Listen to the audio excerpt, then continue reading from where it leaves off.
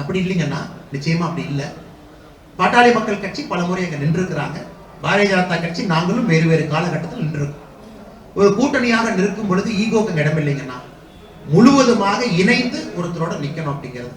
அது இந்த கூட்டணி பார்த்தீங்கன்னா திமுக போன்று 10 ஆண்டுகள் 15 ஆண்டுகள் அந்த கூட்டணி இல்லை. முதல் எலெக்ஷனை நாங்க சந்தித்திருப்பது 2024.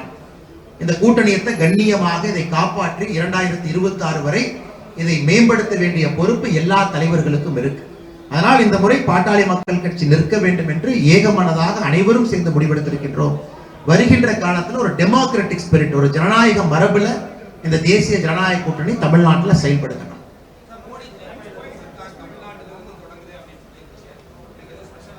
இது இல்லை, நீங்க காலையில இருந்து செய்தி நிறைய போடுறீங்கன்னா மோடிஜி அவர்கள் தமிழகத்திற்கு வர்றாங்கன்னு.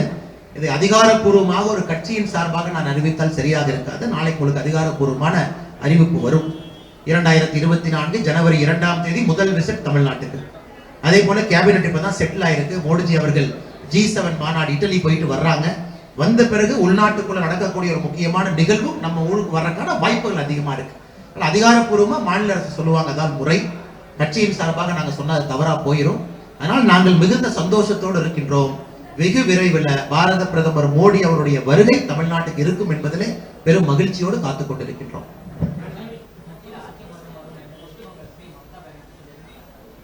நீங்க பாருங்க, நீங்க பாருங்க, மம்தா பானர்ஜி அம்மா அவர்கள் நான் லைட் ஆஃப் பண்ணிக்கிறேன், குறிப்பாக மோடிஜி அவர்கள் பதவி இருக்கிற நாளைக்கு நான் லைட் ஆஃப் பண்ணி இது இருண்டு போனதை நான் காட்ட போறேன், இவர்கள் ஜனநாயக முறையிலே தேர்தலை வெல்லவில்லை அப்படின்னு மம்தா பானர்ஜி அவங்க ஸ்டேட்மெண்ட் கொடுத்தாங்க. நீங்க பார்த்தீங்க, நாங்க எல்லாரும் பார்த்தோம்.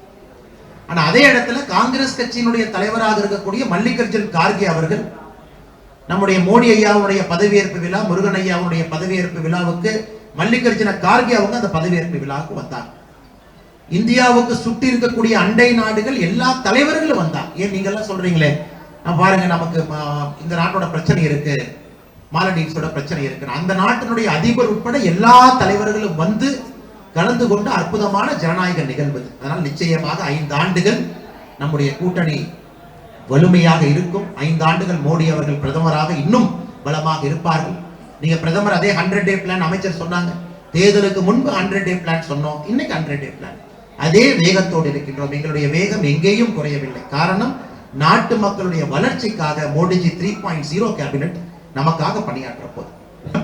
கடைசி கேள்வி எடுத்துக்கலாம்.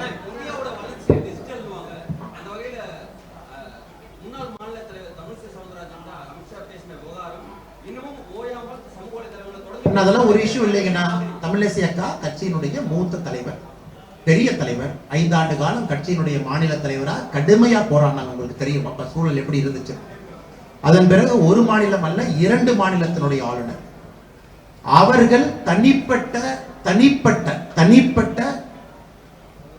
அவங்களே ரெக்வெஸ்ட் பண்ணி நான் தேர்தலிலே போட்டியிட வேண்டும், தமிழக பாரதிய ஜனதா கட்சியினுடைய வளர்ச்சிக்கு பாடுபட வேண்டும், மக்களுக்காக சேவை செய்ய வேண்டும் என்று அவங்களே ரெக்வெஸ்ட் பண்ணி அனுமதி பெற்று அவருடைய ராஜினாமா என்பது குடியரசுத் தலைவரால் அங்கீகாரம் செய்யப்பட்டு திரும்ப வந்து கட்சியில சீட் கொடுத்து சவுத் சென்னை நின்றார். ஆனால் தமிழிசை அக்காவுடைய உயரம் இந்த கட்சியிலே மிகப்பெரிய உயரம். நீங்க மேடையில போறாங்க, ஏதோ 2 கான்வர்சேஷனை பாக்குறீங்கன்னா அதை மீடியா நண்பர் யாரோ கேப்சர் பண்றாங்க, அந்த வீடியோவை பார்க்கிறோம், இன்டர்பிரிட்டேஷன் பல பேர் பல இன்டர்பிரிட்டேஷன் கொடுக்குறாங்க. நம்முடைய கட்சியை பொறுத்தவரை இது ஒரு குடும்பம். அமித்ஷாஜி அவர்களை பொறுத்தவரை எல்லோரையும் குடும்பமாகத்தான் பார்ப்பாங்க. இதுல யாருமே ஏற்றம் இறக்கமாக நம்முடைய கட்சியில யாரும் பார்க்க போவது கிடையாது. அதனால்தான் தமிழிசை அக்கா அவர்களை இன்று இல்லத்திற்கு சென்று நான் சந்தித்து விட்டு வந்தேன். இந்த கட்சியினுடைய வளர்ச்சிக்கு மிக முக்கியமான தலைவராக இருந்து கொண்டிருக்கின்றார், இருக்க போகின்றார். அதனால் அதுல வந்து யூகத்துக்கு எந்த விதமான வேலையும் அதுல இல்லைங்க. அது பாசம். அமித்ஷாஜியினுடைய பேச்சு அது பாசம் தான். எங்ககிட்ட பேசினாலும் அப்படித்தான் பேசுவாங்க, எல்லாத்துக்கிட்ட பேசினாலும் அப்படித்தான் பேசுவாங்க. அமித்ஷாஜியை பொறுத்தவரை அது பாசம் மட்டும்தானே தவிர எங்கேயுமே கண்டிக்க மாட்டாங்க. காரணம், அவரும் இந்த கட்சியினுடைய காரியகர்த்தா. அது பிரதமராக இருந்தாலும் எங்கிட்ட சொல்றது, எங்க பொறுப்பை பார்க்காதீங்க, நாங்களும் காரியகர்த்தா, ஓப்பனா பேசுங்க, ஃப்ரீயா பேசுங்க. நம்முடைய கட்சி மீட்டிங் எல்லாமே ரொம்ப ஓப்பனா ஃப்ரீயா இருக்கக்கூடிய மீட்டிங். இங்க வந்து பெரியவங்க சின்னவங்க நாம ஒரு விஷயத்த பேசாம இருக்கணும், பயந்து போய் இருக்கணும், கை கட்டி நிக்கணும், அது பாரதிய ஜனதா கட்சியினுடைய கலாச்சாரமே இல்லைங்க. அமித்ஷாஜி அவர்களுடைய பேச்சு என்பது ஒரு அன்பு, ஒரு அரவணைப்பு. அது தமிழிசை அக்கா அவர்களும் அமித்ஷாஜி கிட்ட அன்போடு அரவணைப்போட தான் பேசினாங்க.